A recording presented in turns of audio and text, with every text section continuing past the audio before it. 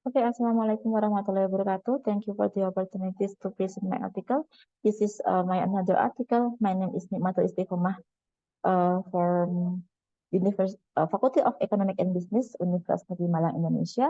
But my focus in economic education. Currently, I very interesting to do the research about the educational technology. So this my second article. I try to create the Mulang virtual classroom, comparative of student learning preference and gender on learning outcome. So we move in introduction in this article. We have learned from the COVID-19 pandemic, where is the learning is carried out online by utilizing technology to accommodate teaching and learning activity or teaching and learning process.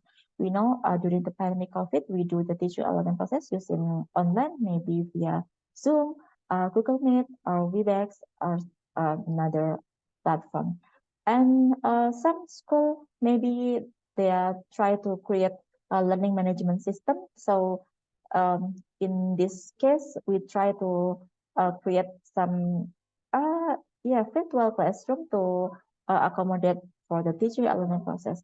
Actually, it's not only during the pandemic COVID, but this virtual classroom will be sustainable for another situation, um, especially in this past-pandemic COVID-19. So we created an alternative virtual class that can accommodate online learning to create a sustainable distance learning system. And of course, after we are developing this Mulang, we will test the effectiveness of the Mulang that we implemented in two different schools. In my article uh, before this, I mentioned that I implemented the treatment about the technology in two classes, but in this case, I will implement this Mulang into a school, in two different school. So this is the method in this result. The we use the causal comparative study with a quantitative approach compared to means of two independent variable and one dependent variable. We using the two-way ANOVA testing. And okay, this is actually the window for before we enter the Mulang virtual classroom. And this is the virtual classroom. We use the character of the culture in Indonesia. And this is the classroom. There are chair and table, and there are chair and table for the teacher.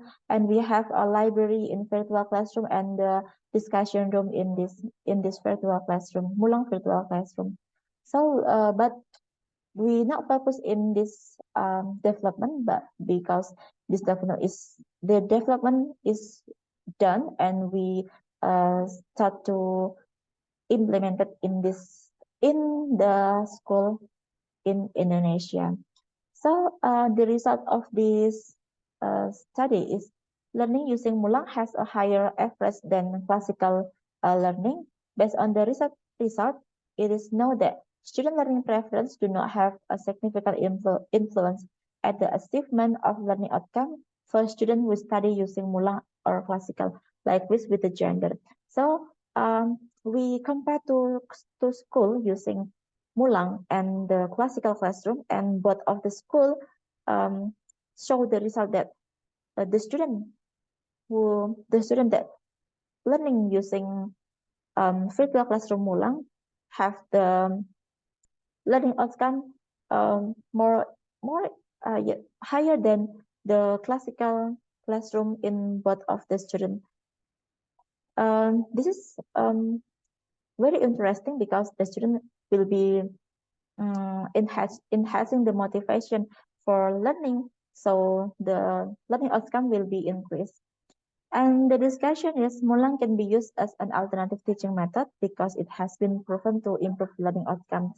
So, but another factor will be tested in the future of this result. But in this result, we just focus for the treatment of using the virtual classroom for Mulang, and I hope the virtual classroom of Mulang um, will be yes, more developed for the future, and we have the more feature, and it can be motivated the student to increase learning outcome. So I think enough for my second article. Thank you for the opportunities. Wassalamualaikum warahmatullahi wabarakatuh.